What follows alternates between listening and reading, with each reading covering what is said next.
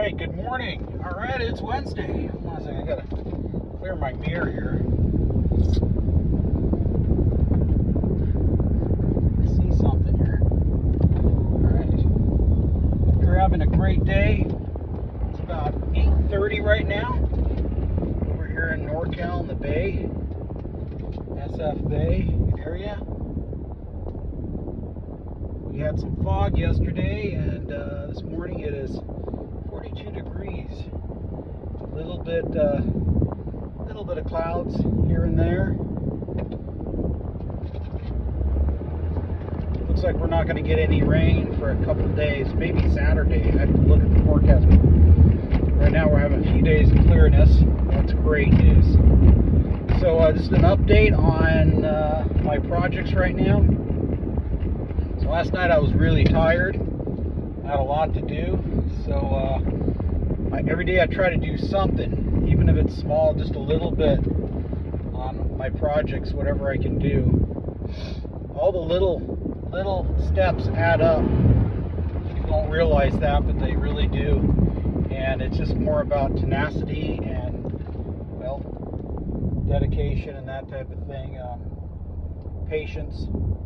So I had a AGM 2572.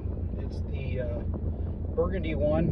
It was one of my twins that I had purchased on eBay, and they both had major stress cracks in the fonts and needed massive restoration. But I had got two together that were literally identical, but the fonts were no good because they had stress cracks going down all along. One was worse than the other. So I had previously epoxied the fonts, and one of them worked out just fine. It's completely sealed, and it's sitting on hanging up and tested and works just great. The other one, when I assembled it, I ran it. It ran just fine, but it had one stress crack that was sweating a little bit of Coleman fuel.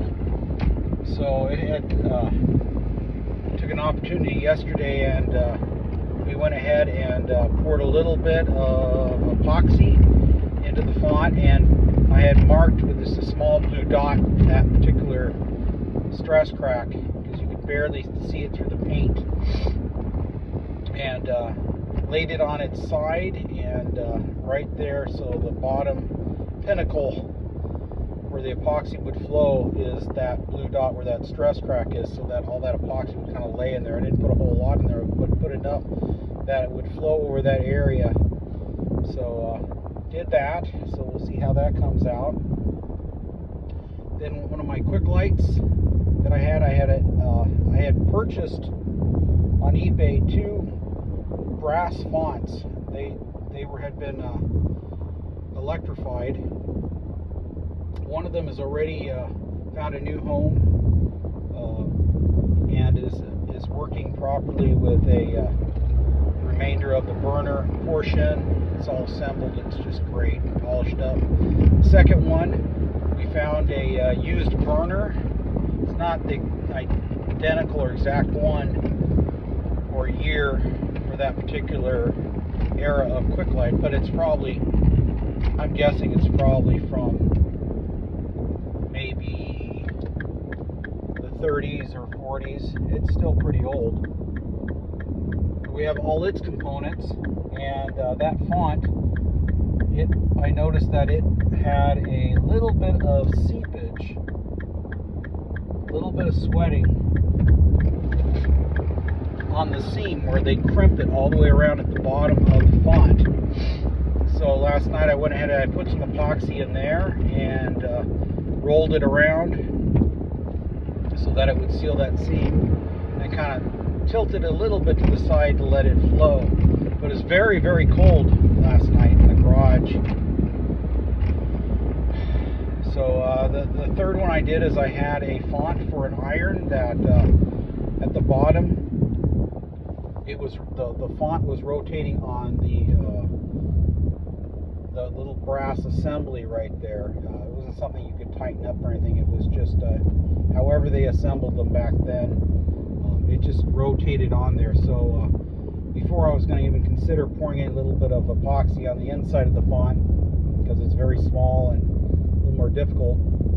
I decided to go and turn it upside down, and on the exterior where that it's like a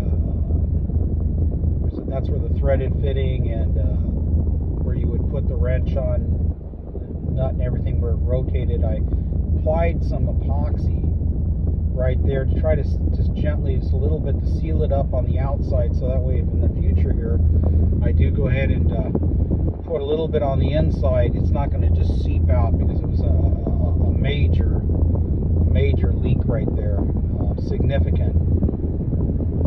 It wouldn't hold liquid whatsoever. It's just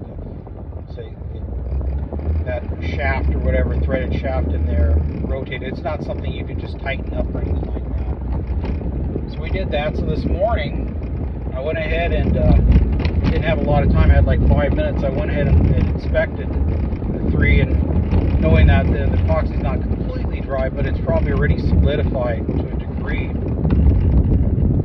And the Quick-Lite brass font, it managed somehow to a little bit plug up the fuel tube. So I had this happen before. I have a long drywall drill bit, thin drill bit, so I just put it down there, drill a little bit, and it's cleared out. It's not even a problem. So it's good to go. The red one, there's nothing to worry about. I checked just to make sure that the pickup tube or the snorkel tube in there, that didn't get plugged up. It's not plugged up because the epoxy didn't go anywhere near it, but it's fine. And the iron font, or the iron, that little ball font, it was somehow managed to, because of that hole, it's such a gross opening with that hole on the outside of where it screws in to the ball, that it managed to seep a little bit in, drip in, and somehow it managed to go and plug that little snorkel tube. That's pretty crazy, because there wasn't hardly any epoxy. I applied it with a screwdriver. It managed to seep in somehow and drip down. However, the epoxy wasn't fully dry because it was very cold that night. So I was actually able to do is I took my my air compressor and applied pressure through the fitting on the exterior, and I was able to blow out that restriction through the snorkel tube, because it hadn't completely dried, and I'm just guessing that just one drop had dripped on there just by sheer chaos or whatever you want to call it. Somehow, I mean, it picked that of the one spot it dripped and landed right on the tip of that snorkel tube, I'm guessing. But I was able to blow it out and clear it, so it was good, because it wasn't something where it just filled it up or anything. It just seemed like a drip had dripped down, and it landed right on where the tip is on that snorkel tube. So you have this ball, and the interior there's a little snorkel tube going off the side, and it was upside down. On the exterior, we applied with a screwdriver a little bit of epoxy just to kind of get that pre-sealed up, so that when we do apply a little bit on the inside, it's not going to seep out. But anyway, we were successful on that. So yeah, we're making some progress. So we're going to let those dry for probably 2 days, 3 days, because it's just so cold outside, and it's winter right now. And after that, we should be able to assemble those. Anyway, God bless you all. We have a couple more projects that we're waiting to do, that I've got the either lanterns or Quick-Lite type of lamp. I got one more that I need to restore besides the ones we were just discussing.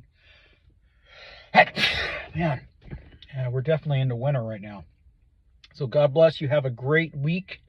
I'd like to say a great Wednesday, and hopefully this evening we'll get a video in. All right, take care.